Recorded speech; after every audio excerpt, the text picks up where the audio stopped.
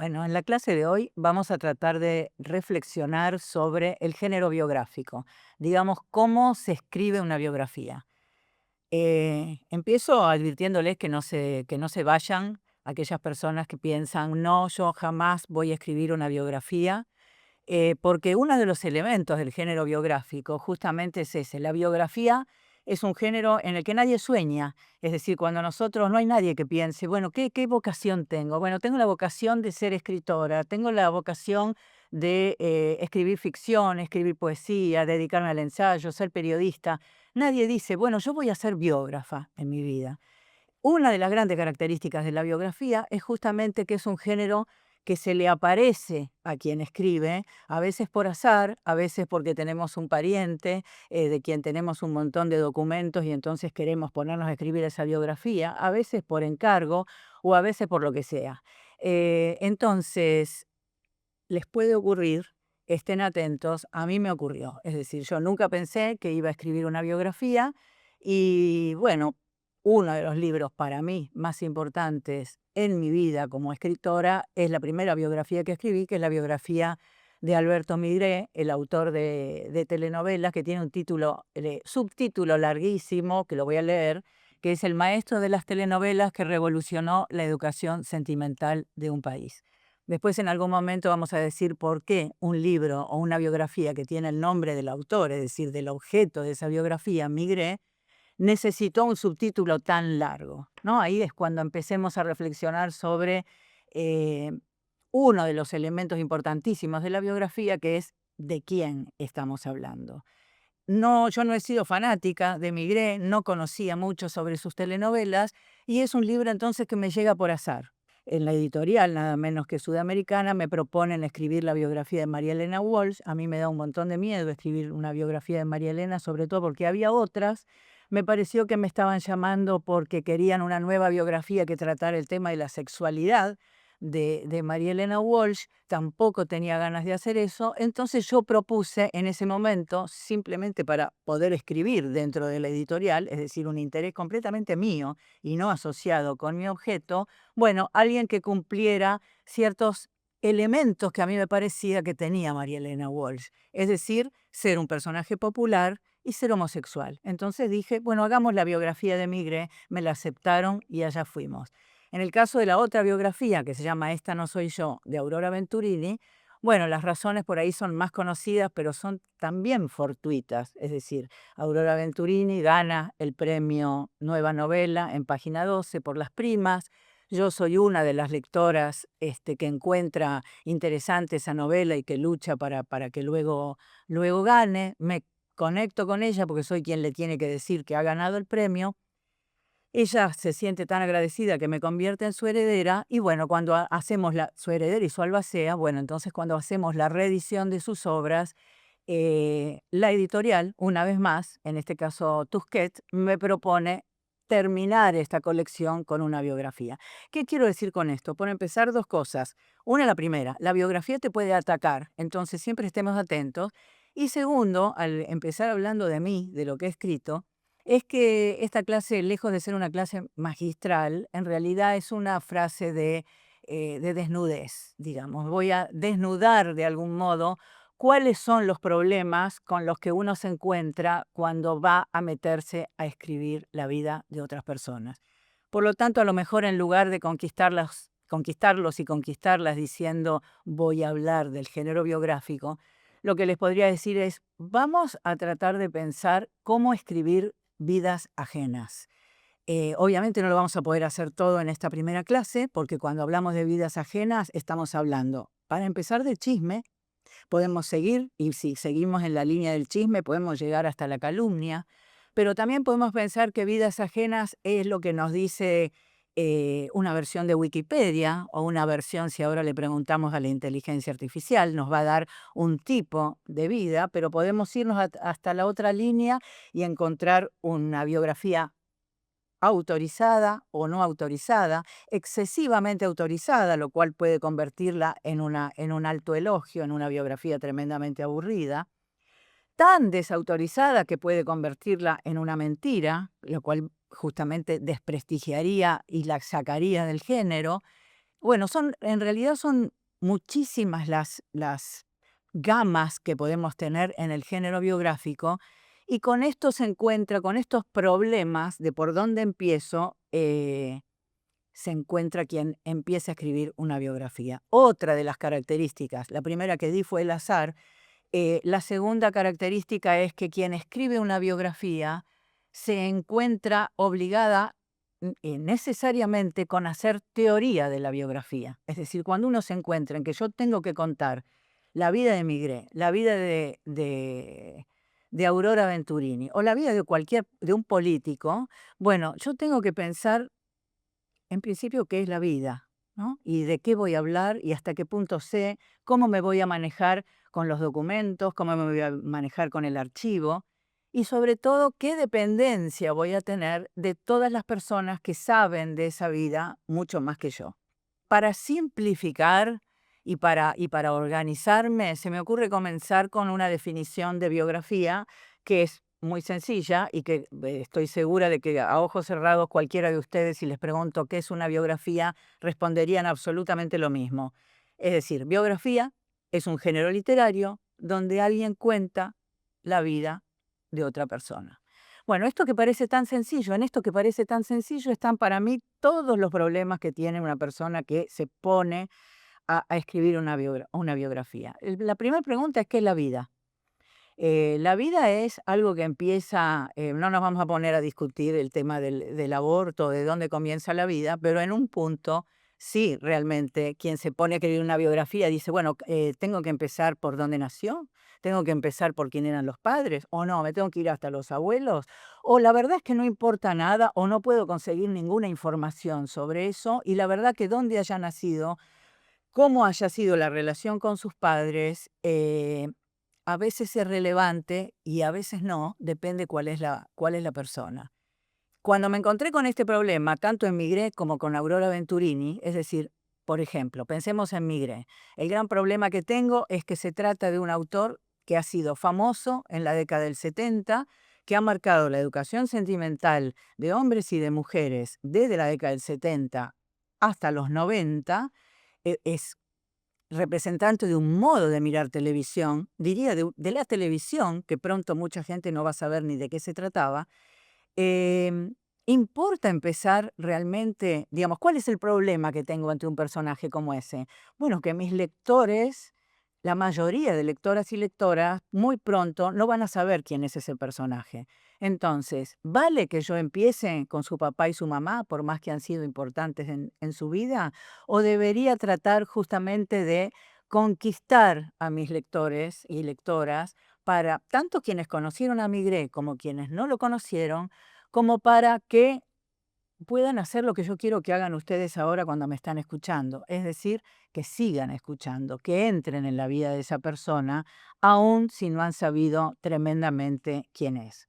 Bueno, cuando me encuentro con este problema, afortunadamente, aunque no hay muchísima bibliografía como hay sobre la poesía o sobre la ficción, e incluso sobre la crónica, no hay tanta bibliografía sobre cómo se escriben biografías, qué es la biografía.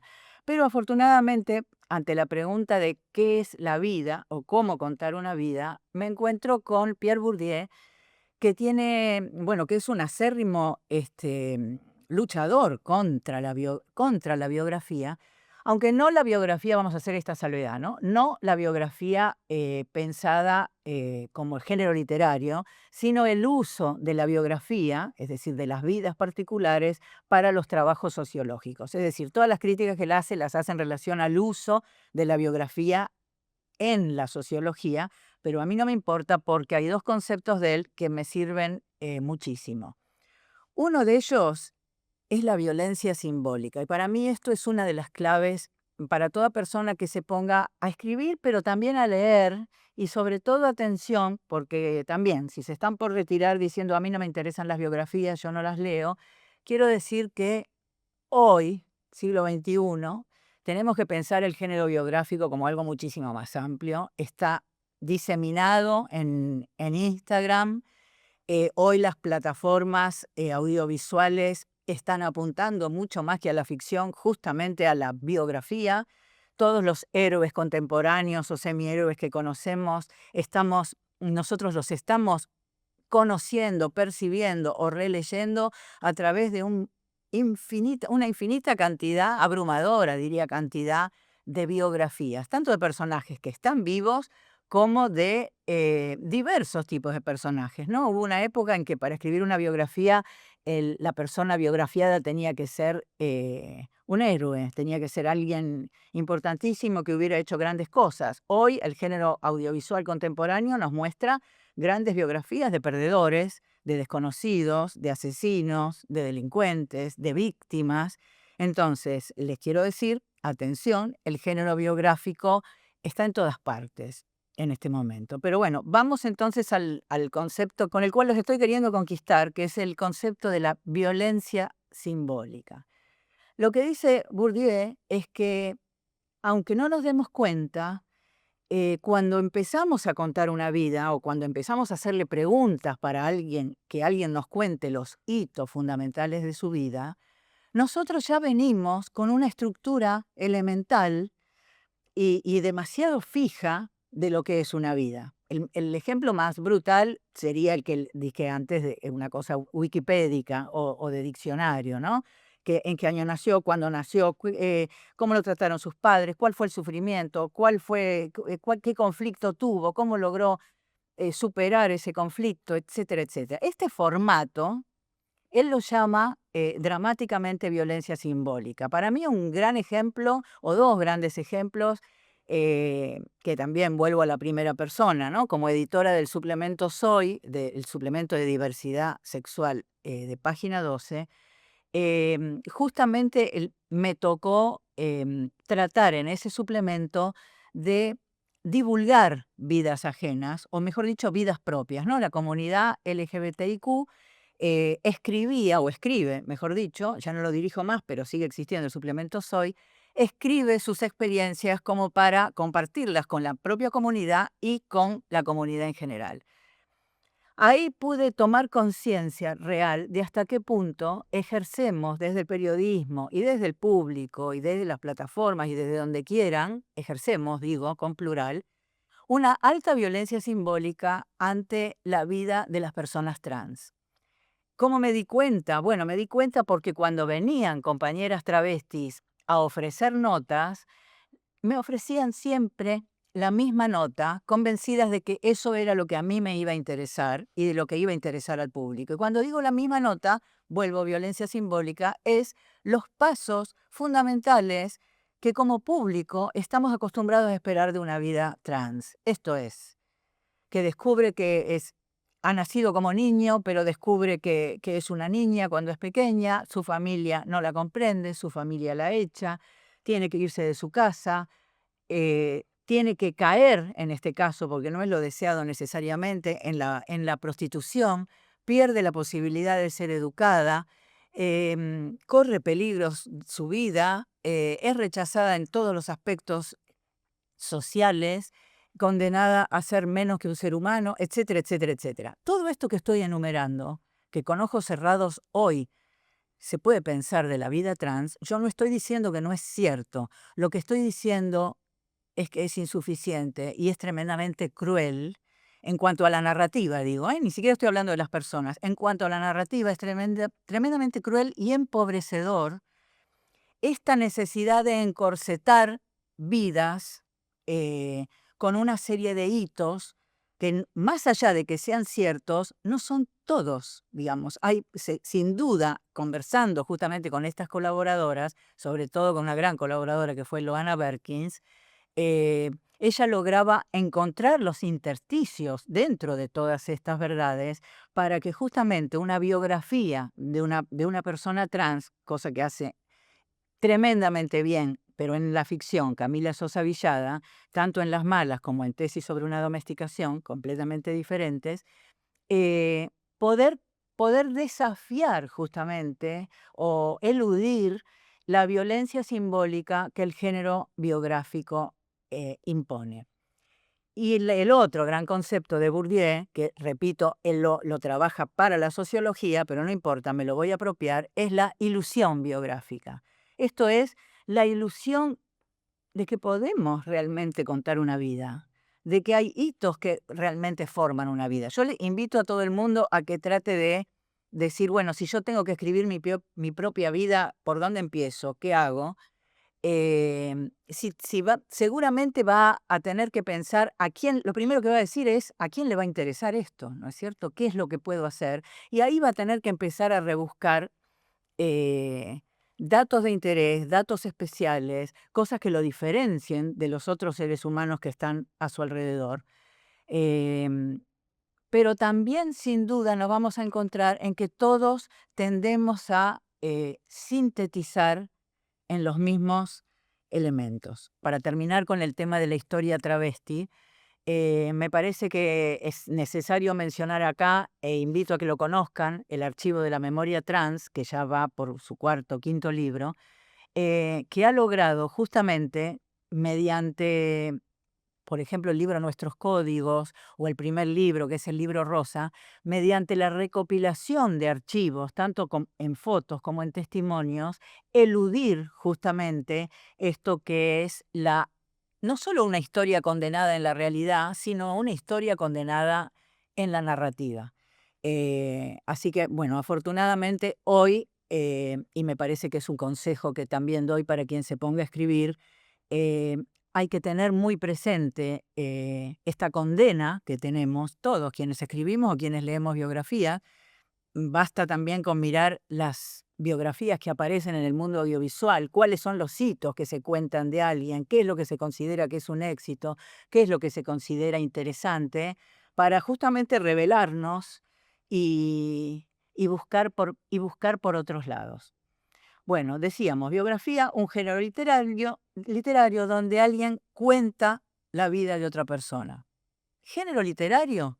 Es la segunda pregunta que yo haría. Uno de los grandes problemas que tenemos también, quienes escribimos biografías, es justamente la pregunta sobre qué es una biografía. Esta pregunta que yo me la hice y que considero que justamente toda persona que escribe biografía se vuelve a la fuerza un teórico, por suerte puede encontrar por algún lado alguien que se haya preguntado lo mismo, y acá viene mi segunda recomendación teórica, que es un artículo de Virginia Woolf, donde ella se pregunta si la biografía es arte. Eh, Virginia Woolf es importantísima para toda persona que quiera escribir o leer biografía, porque les adelanto que yo creo que la respuesta a esa pregunta, si la biografía es arte, la da nada menos, y esto es totalmente borgiano también, la da con su novela Orlando, que no casualmente se llama Orlando, punto, una biografía. Ustedes sabrán que Orlando es una novela que también fue llevada al cine, donde tenemos un personaje masculino que empieza en un siglo, ahora no me acuerdo si es el siglo XVIII, XVII, que empieza como varón y a las pocas páginas es una mujer y empieza a contar su biografía. Mientras cuenta su biografía, que obviamente es ficcional, está contando la propia biografía de Vita, la amiga y amante de Virginia Woolf, y está hablando de un montón de temas que no se hablaban ni en la época ni en las biografías de la época, ¿no? Las biografías victorianas hasta ese momento eran justamente un espanto, un horror, es decir, eran unas estatuas, unos monumentos, donde justamente no había ninguna fisura, como había que hablar de héroes, como había que hablar de personajes heroicos y perfectos, y nadie se y el chisme era considerado un desatino, un horror o una inmoralidad. Las biografías que está leyendo Virginia Woolf en su momento y que le hacen preguntarse justamente, ¿es la biografía un arte? Tienen estas características y entonces yo creo, yo y muchas personas más, pero obviamente también es algo discutible, es una hipótesis, una conjetura, que Orlando es justamente una biografía imaginaria y una respuesta a cómo es posible hablar de vidas ajenas, incluso cuando no estamos usando un nombre propio. Virginia Woolf lo que se pregunta es justamente, ¿se puede hacer arte cuando tenemos la presión y la cárcel de los datos? se puede hacer arte, se puede escribir algo literario cuando estamos dependiendo de la esposa, que no van, de la esposa de nuestro objeto, que no va a querer contarnos que le pegaba, que no va a querer contarnos que era un degenerado, que no va a querer contarnos que robó. Una serie de amigos que lo único que van a querer decirnos es algo asociado a su propia vida, o van a estar tan obturados por la violencia simbólica que nos van a decir justamente eso que creen que nosotros queremos escuchar. La relación con los datos es fundamental, es catastrófica, porque esto también lo dice Virginia Woolf. Si nos vamos de los datos y decimos, bueno, basta, los datos son estos datos que he encontrado, primero ya lo sabe todo el mundo, segundo son tremendamente aburridos, voy a ponerme a imaginar qué pudo haber tenido en su cabeza Alberto Migré o Aurora Venturini en el momento en que se pusieron a escribir, en el momento en que Aurora se pone a escribir Las Primas.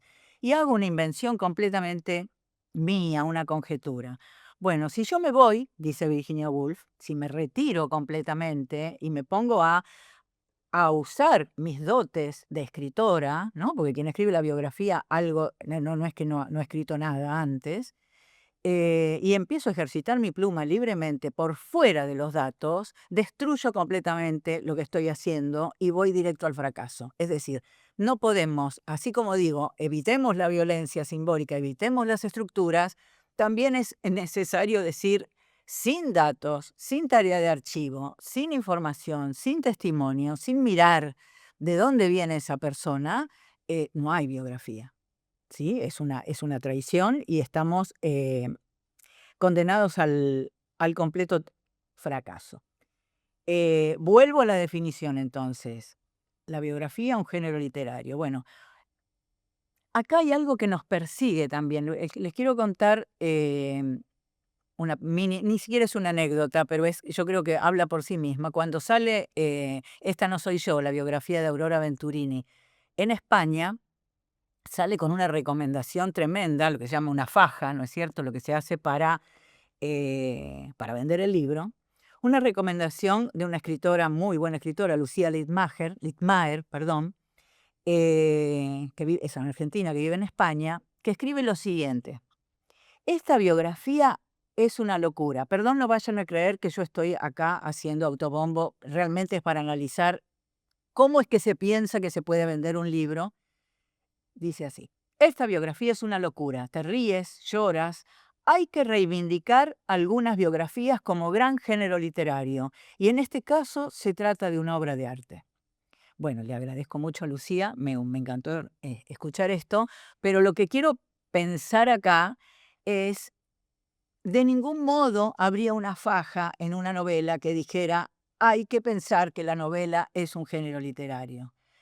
Este halago que recibo, muy emocionada, también está relacionado con que el género biográfico está considerado un género menor, un género intermedio entre lo que es literatura y lo que no es literatura, y eso también, entonces, esta parte de la definición, biografía, un género literario, es algo que siempre va a estar influyendo en lo que hacemos.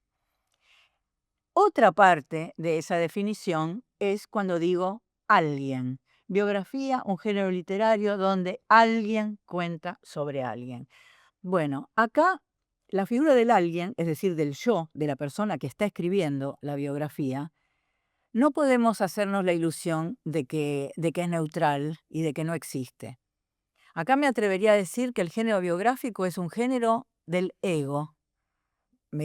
Tantanian habla del yo, bueno, yo prefiero hablar del ego, de lo egocéntrico, del narcisismo también. ¿Qué quiero decir con esto? Obviamente estamos contando la vida de una persona, pero cuando yo cuento la vida de una persona y voy a firmar esa biografía, hay algo que tácitamente tengo que hacer para convencerlos a ustedes de que se queden acá y de que sigan leyendo, es de que valía la pena ponerse a hablar sobre la vida de esta persona. Y ahí viene otro gran problema para quien escribe, que es cómo no enamorarse de ese personaje a tal punto de convertirlo en algo que tampoco es. Para mí es lo que más una de las grandes problemas que me parece que se producen cuando uno trata de escribir la vida de los otros, que es justamente cómo manejar a la primera persona, cómo manejarme a mí, que en realidad lo que estoy haciendo al escribir sobre otra persona es manifestar qué importante es mi objeto. En relación a por dónde empezar, ¿no? Cuando hay la otra parte de la definición es alguien cuenta, nos remitimos a lo que hablábamos al principio, de, bueno, ¿por dónde empiezo a contar? Acá es donde justamente se van mezclando todas las partes de esta definición básica, es decir, alguien que quiere que su objeto sea importante, su objeto que ha tenido una vida y que yo voy a querer contar, y entonces es por dónde elijo. Bueno, yo tengo algunos ejemplos acá que me encantaría leer para que, digamos, lo que voy a compartir con ustedes es las primeras 4 o 5, los primeros 4 o 5 renglones de algunas biografías que traje para que tratemos de pensar qué hizo quien escribió, o qué pienso yo ahora como crítica o como analista, qué hizo para lograr eso, ¿no es cierto? Es decir, para vendernos a su personaje y cómo se está ubicando quien escribe una biografía en ese contexto.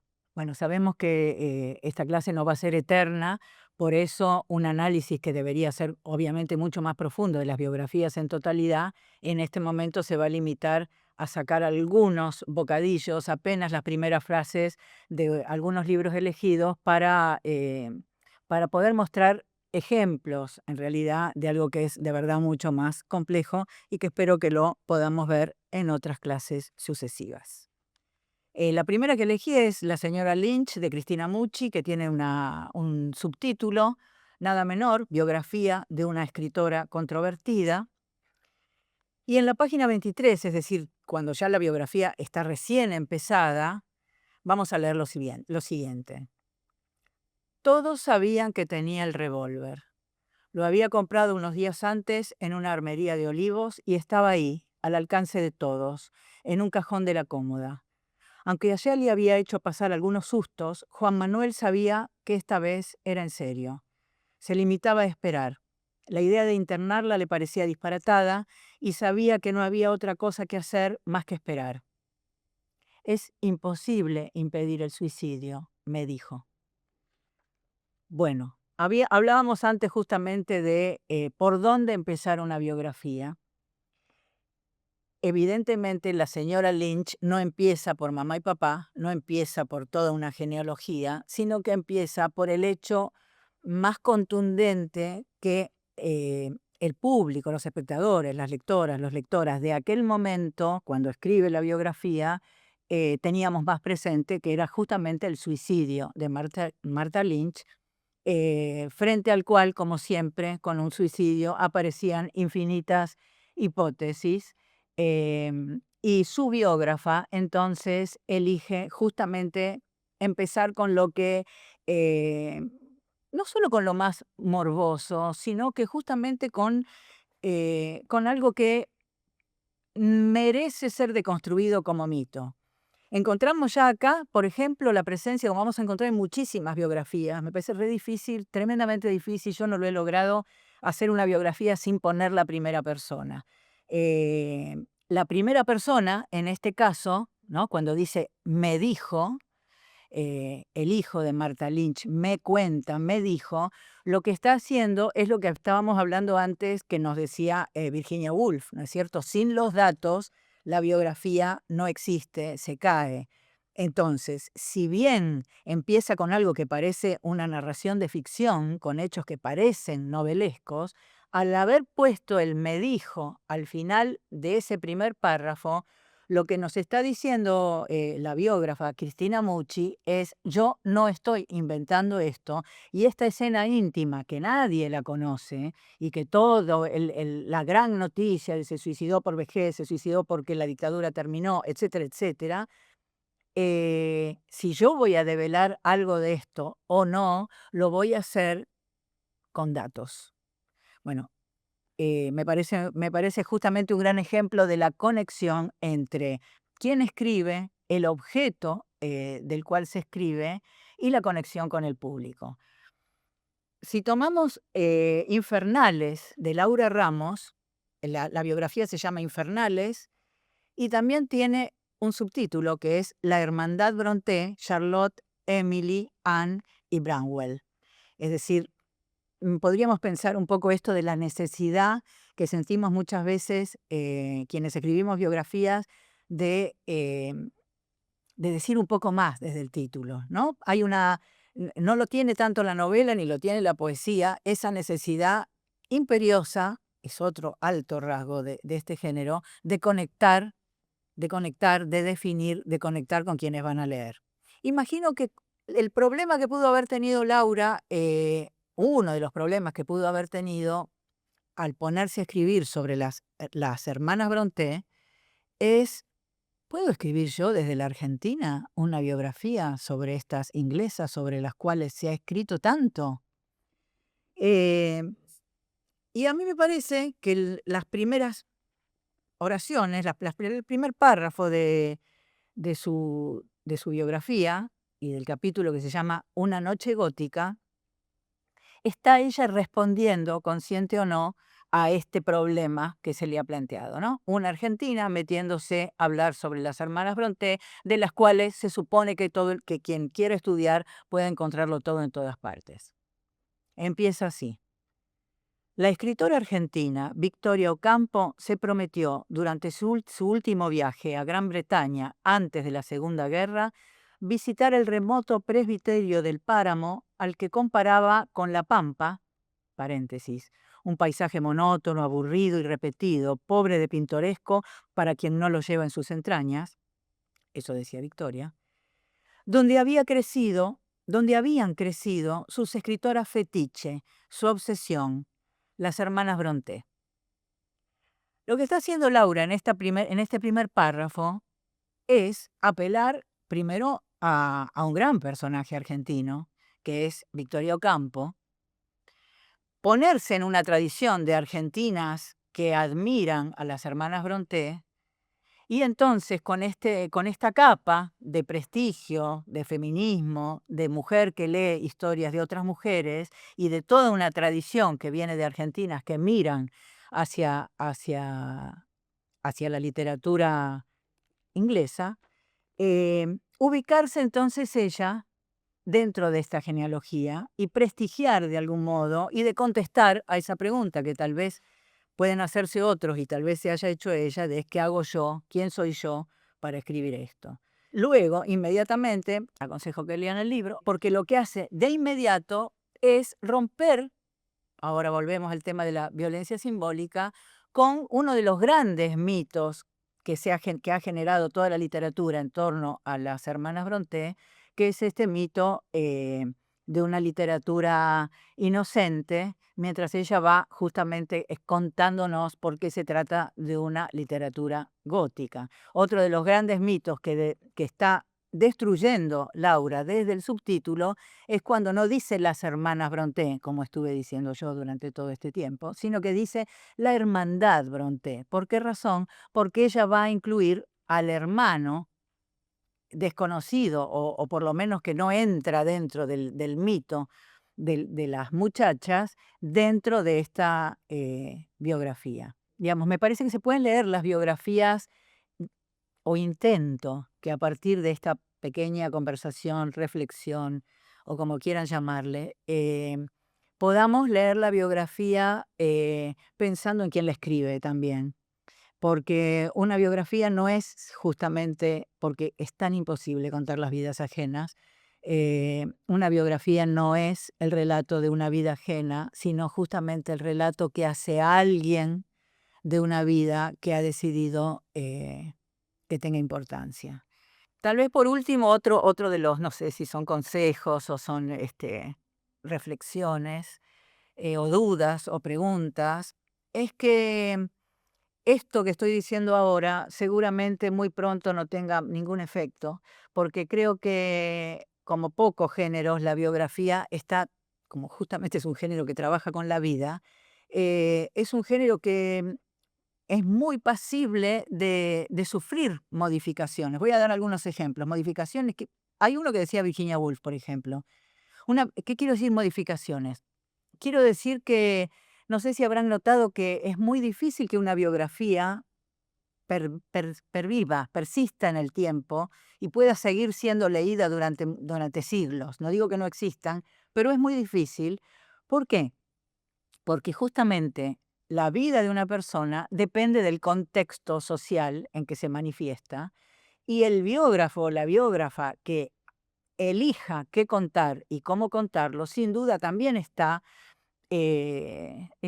bajo el influjo justamente de todos esos condicionamientos. Por lo tanto, lo que es un escándalo para el mundo de Virginia Woolf, hoy nos parece una pavada. Entonces, un biógrafo que empieza a destapar un montón de cosas y que de una reina de Inglaterra, cuando hoy podemos ver The Crown y podemos m- leer las filtraciones que Instagram nos puede dar, los en off que nos pueden dar el hijo, la hija de la reina, el príncipe, etcétera, etcétera, un testigo cualquiera. Bueno, el gusto o la gracia de una biografía que contaba un montón de chismes y se atrevía y fue valiente en un momento, hoy nos puede parecer pacata.